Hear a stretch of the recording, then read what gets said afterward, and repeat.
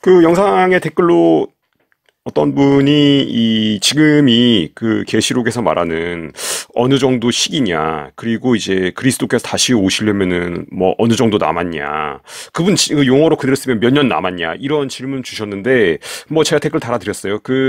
이 마태복음 24장은, 마태복음 24장은 그 소묵시록, 그거 자체가 어떤 그 요한계시록의 압축판처럼 예수께서 직접 말씀하시는데, 마지막 때에 대해서 그때 분명히 이제 주님께서 말씀하세요. 그러니까 그날과 그때는 그 천사도 모르고 예수님 본인도 모르고 오직 아버지만 안다.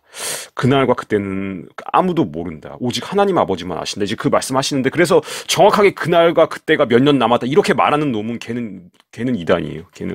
걔는 잘못된 거고, 그러나 너희는 이 날을 완전히가 분별할 수 있도록 어떤 징조가 올 것에 대해서 이 어떤 이런 것들을 보면 너가 분별할 수 있을 거다. 하면서 뭐 처처의 뭐 전쟁과 지진과 기근과 온역, 그러니까 어떤 민족과 민족이 전쟁이 일어나고 기근이 있고, 기근은 단순히 이제 뭐 식량이 떨어졌다 이 얘기를 말하는 게 아니라 경제적 대공황 환란이 온다는 거예요. 기근.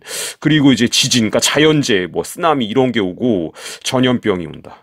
이게 그러니까 단순히 어떤 국소적으로 어떤 작은 부위에서 발생한 게 아니라 그러니까 전 지구적으로 여기저기 이곳저곳에서 전 지구적 글로벌한 재앙이 온다. 이게 이제 일루미나티가 뭐 사실 계획하고 있는 거죠. 그래서 뭐 이제 어떤 전쟁, 그리고 이제 넥스트 팬데믹, 그리고 또 어떤 뭐 하프나 이런 걸 사용한 또 어떤 그 재난들, 그리고 그걸 떠나서 또 어떤 하나님이 직접 하시는 어떤 지구적 재앙.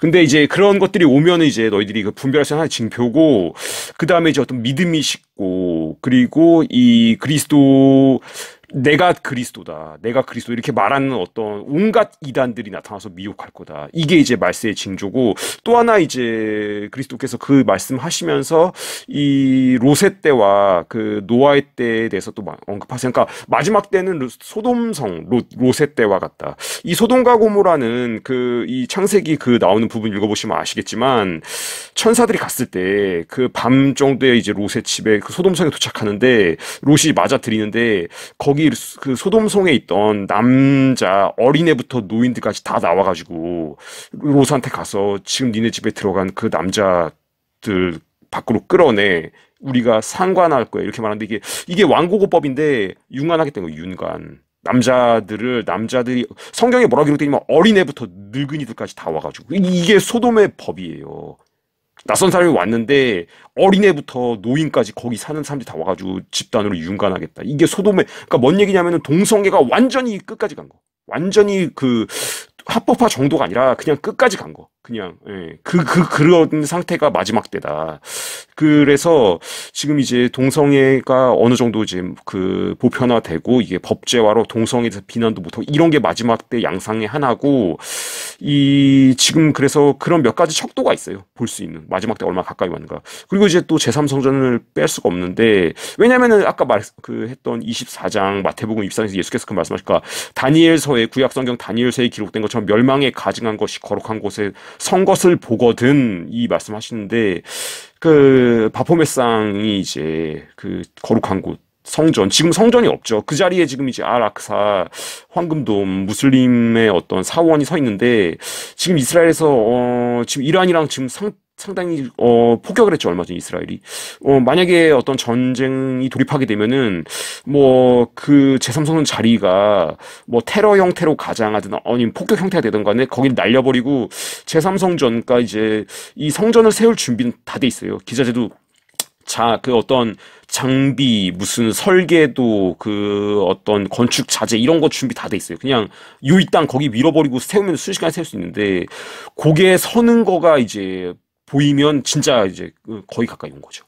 그래서 이제 어떤 이스라엘을 종말의 시침, 예루살렘을 종말의 분침, 이 성전을 종말의 초침인데, 그게 서는 게 보이면 진짜 끝까지 온 거다. 그러니까 몇 가지 징표가 있지만 그러나 우리가 지금 이 시점에서 뭐 이 몇 년 남았다 이렇게 말할 수는 없다. 그래서 그거 좀 질문 있어서 요거 좀 대답을 드린 거고 그 지금 물고기 자리 그거에 대해서 좀 물병 자리 그것에 대해서 좀 간단히 또 설명드리면 그러니까 이게 다 어디서 나온 거냐면은 이 물고기 자리에서 지금 물병 자리로 변하고 있다. 그러니까 이것을 이제 그 뉴에이지나 이 오컬트 하는 애들 걔네들이 이런 얘기를 60년대부터 벌써 했어요. 60년대부터. 그리고 이제 그 물병 자리의 음모라고 책이 하나 있어요. 그 책이 하나 있는데 이 사실은 이제 초대교회에서 그 물고기 모양을 기독교의 상징으로 사용했거든요.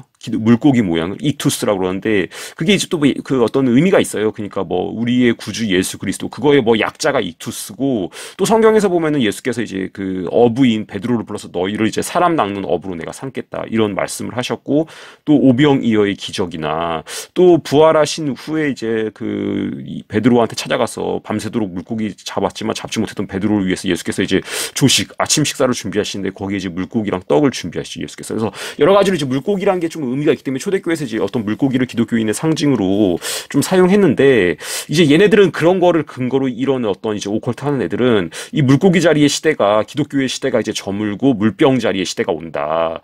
이 그 90년대에 인기가 있었던 2000년대 초반까지 인기 있었던 아쿠아라고 그 덴마크 그 그룹 있어요. 팝송 부르는 걔네 그 노래 중에서 이제 아쿠아리아인가 뭐 그 물병 자리 그런 노래가 하나 있어요. 근데 가사도 굉장히 이 일루미나티적인데, 그러니까 이제 그런 물병 자리의 시대가 한마디로 적그리스도의 시대죠. 그러니까 그때가 이제 온다 이렇게 이제 얘네들 말하고 있는데 이게 이제 점성술에서 말하는 황도 12궁 그거에 나오는 건데 이 점성술은 바벨론 거예요. 바벨론. 그러니까 이 꼭대기로 가면 결국에 바벨탑 쌓던 걔네들이에요. 그리고 이집트 그 바벨탑이 이제 하나님께서 치신 후에 걔네들이 이집트로 가요. 그러니까 이 고대 바벨론이나 이집트가 이 일루미나티의 뿌리인데 걔네들이 이제 점성술에 대해서 굉장히 집착해요.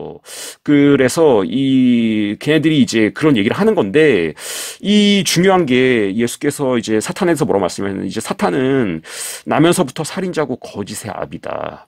그가 거짓말을 할 때는 자기 본성에서 나오는 걸로 거짓말한다. 그 거짓말 자체가 사탄의 본성이란 건데, 그러니까 뭔 얘기냐면 얘들이 한 얘기가 굉장히 얘네들이 어떤 속된 말로 구라를 많이 쳐요. 뻥을 많이 친다고요. 그러니까 얘네들이 이제 어떤 그런 거짓말을 통해서 또 공포감을 만드는 거고. 그러니까 뭐 물고기 자리에 시대가 온다 어쩐다. 그러니까 이렇게 말을 하면서 어떤 이제 돌이킬 수 없는 이런 어떤 국면으로 간다. 이런 어떤 그 사람들한테 그렇게 함으로써 좀 굴복되게 하는 그런 또 심리전적인 측면이 있기 때문에 이제 그런 것에 무조건 우리가 맹종할 필요는 없다. 그러나 얘네들이 어떤 그런 그림을 그리고 있는 건 사실이기 때문에 그리고 이제 이런 또 물고기 자리에서 또 상징하는 것들이 있어요. 그러니까 여성성이 강해지고 남자와 여자의 경계가 무너지고 물고기 자리 자체가 상징하는 뭐 그런 어떤 것들이 있어요. 그리고 이제 종교 통합. 그러니까 뭐 기독교, 불교, 천주교, 무슬림 뭐 다 뭐 샤머니즘 다 사실은 하나다. 뭐 이러면서 이제 우리 그냥 같이 살자. 오직 그리스도에게만 구원이 있는 게 아니라 뭐 모든 그 종교에는 구원이 있다. 이제 이런 걸로 갈 거예요, 얘네들이. 그런 모든 걸 상징하는 게 이제 물병 자리예요. 그래서 여기 뒤에다가 짧게 영상 하나 붙일 건데 저화력 채널이라고 이 사람은 유럽이랑 좀 팔레스타인 쪽도 있었던 것 같아요. 그러니까 좀 인텔리전스 정보계통에 있었던 사람이고 유럽과 그런 생활을 하면서 이 유럽 쪽에 있는 특히 이제 스칸디나비아 쪽에 있는 어떤 일루미나티나 프리메이슨의 어떤 사람과도 좀 만난 경험이 있는 사람이 이 사람이. 근데 이제 이 사람이 물병자리 시대 그것에 대해서 좀 얘기하는 영상을 하나 붙일 건데 그리고 이제 그 사람이 이제 봉준호의 설국열차 그 영화가 노골적으로 물병자리 어젠다를 또 말하고 있다. 그런 말을 하는 건데 봉준호는 굉장히 봉준호도 관계가 있어요.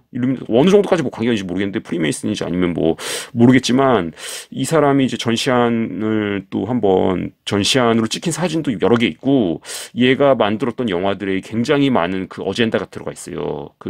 기생충도 마찬가지고. 그래서 이 저화력 이 사람이 봉준호의 설국열차 또 언급하는데 그래서 중요한 것은 이 굉장히 얘네들이 다양한 그 것으로 뭐 물고기 자리가 됐던 무슨 그레이트 리셋이 됐던 뭐 계속해서 어떤 자신들의 어젠다를 드러내면서 그 또 어떤 그런 것에 너희는 저항할 수 없어. 우리가 이렇게 강력하기 때문에 그런 메시지를 주는데 그런 것을 두려워하지 말아라. 두려워하지 말아라. 그럴 때일수록 어떤 성경을 묵상하고 성경에서 뭐라고 말합니까? 이것을 붙잡고 또 이제 말세가 마지막 때가 가깝다 그러니까 뭐 이렇게 막 어떤 두려움에 빠지면서 자기 본업에도 놓고 어떤 뭐 직장 생활도 때려치고 뭐 그런 사람도 옛날에 이제 그 다미 선교에 그 사건이 있었죠. 92년에. 근데 그게 아니에요. 그러니까 이제 아까 마태복음 24장에서 예수께서 말씀하신데 그 두 사람이 같이 맷돌 가다가 한 사람은 가고 한 사람 남는다. 그러니까 맷돌 간다는 건 자기 일을 하는 거예요. 자기 맡겨진 일. 학생이면 학업, 직장이면 직장에서 일, 자기한테 맡겨진 일을 하다가 휴거 되는 거예요. 그래서 두려워할 것 없이 너한테 주어진 일을 성실하게 해라. 그리고 복음을 전해라. 예수를 붙잡고 모르는 사람들을 한테 전해라. 두려워하지 마라. 그렇게 말씀드리고 싶습니다. 시간이 흘러서 지금 물병자리의 시대가 온 거야. 라저. 피라미드 위쪽에 있는 사람들은 이런 걸 굉장히 중요하게 생각을 한다. 이유는 묻지 마라. 나도 몰라. 오케이? 그래서 영화들을 보면 뭐 예를 들어서 설국열차. 그야말로 세상에서 제일 노골적인 영화인데 뜬금없이 물고기 배째지. 그리고 해피 뉴 이어 하고 암기 오고 그리고 다시 빛이 돌아오니까 뜬금없이 샤워를 하는 장면이 있어. 이거야. 물고기 자리 시대의 끝. 그리고 물병 자리 시대의 도래야. 맞아? 어플리티 여러분 좋은 영화 많이 봐. 이런 게 슬슬 보이기 시작할 거야.